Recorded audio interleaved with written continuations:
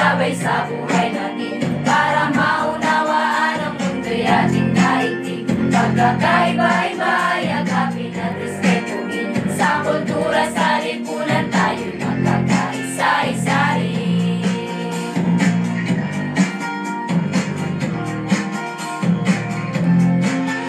Bakit kailangan natin matuto sa UCSB? Para matuto tayo ng pagbabago ng tao, at para malaman natin ang pagbago ng mundo.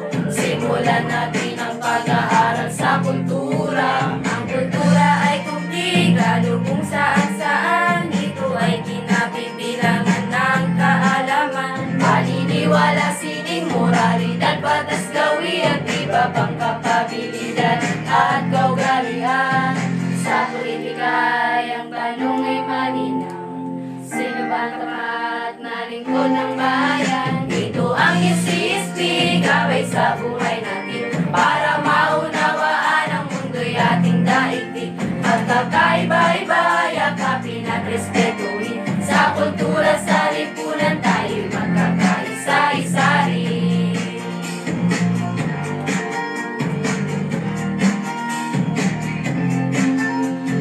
Ang sosyolohya naman ay isang na pag-aaral sa lipunan at ugnayan, kung paano ito nabubuo ang kultura, institusyon, pamilya, edukasyon, reliyon at gobyerno. Ito ang UCSB, gabay sa buhay natin, para maunawaan ang mundo'y ating daigdig. Pagkakaiba-iba, yakapin at respetuhin, sa kultura, sa lipunan.